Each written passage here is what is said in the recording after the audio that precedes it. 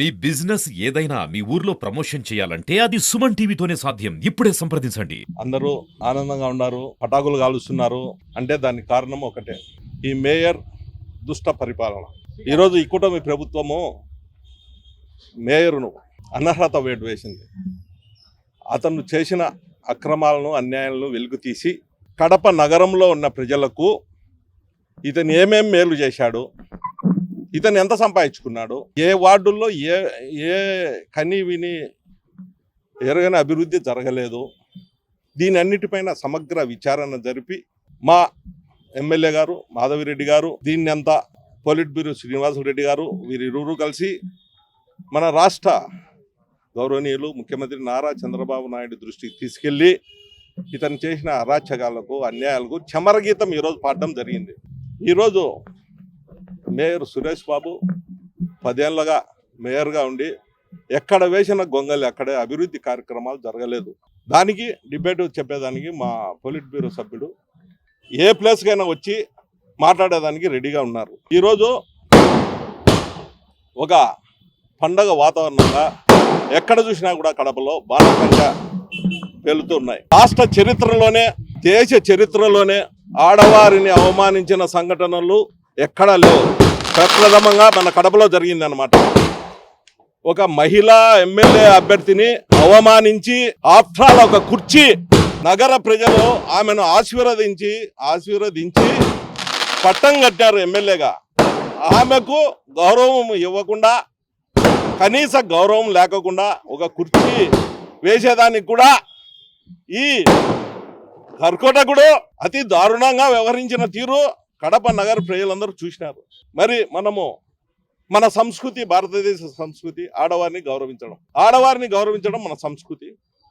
అటువంటి ఆడవారిని అగౌరవపరిచిన ఈ మేయరు ఈరోజు ప్రభుత్వము ఇతన్ని విధుల నుంచి తొలగిస్తూ ఆదేశాన్ని ఇవ్వడం జరిగినందుకు ఆనందంగా ప్రతి ఒక్కరూ బాణసంచగాలుస్తూ ఈ పండగ వాతావరణం ఉంది.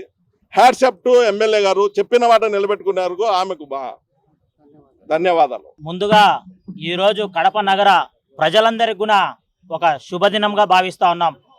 ఎన్నో ఏండ్ల ఈరోజు ఈ యొక్క వైసీపీ నాయకుల యొక్క అవినీతి, అక్రమాలు, దౌర్జన్యాలకు ఈరోజు కార్పొరేషన్ ఒక విచారణ జరిపేసి అవినీతికి ఎవరైతే పాల్పడినారో వారిపైన చట్టం చర్యలు తీసుకోవడం అనేది ఈ యొక్క ప్రజానికానికి ఎంతో శుభదినంగా భావిస్తూ ఉన్నాం.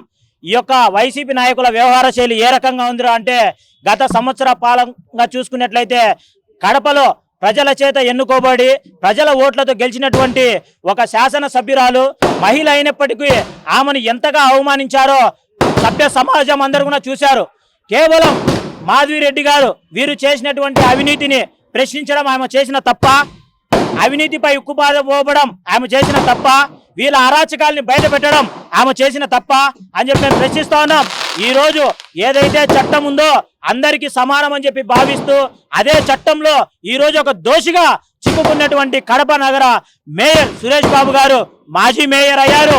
ఈరోజు చూసుకున్నట్టయితే కడప నగరంలో అందరూ కూడా పటాకులు పేల్చుకునేసి ఒక సంబర వాతావరణం ఈరోజు నెలకొని ఉంది. ఈ యొక్క కార్పొరేషన్కి యొక్క దుస్థితి ఇప్పటి నుంచి రూపురేఖలు మారబోతా ఉన్నాయి. ఖచ్చితంగా కడప నగరంలో ఉన్నటువంటి ప్రజలకు అభివృద్ధి అందించడంలో ఈ కూటమి ప్రభుత్వం, అదేవిధంగా కడప శాసనసభ్యురాలు ముక్త కంఠంతో పనిచేస్తారని చెప్పి ఆశాభావం వ్యక్తం చేస్తా ఉన్నాం. ఈ యొక్క నిర్ణయాలు తీసుకున్నటువంటి, ఈ యొక్క దోషిగా నిర్ధారించినటువంటి ఈ యొక్క కార్పొరేషన్ కు మేము రుణపడి ఉంటామని చెప్పి తెలియజేస్తా ఉన్నాం.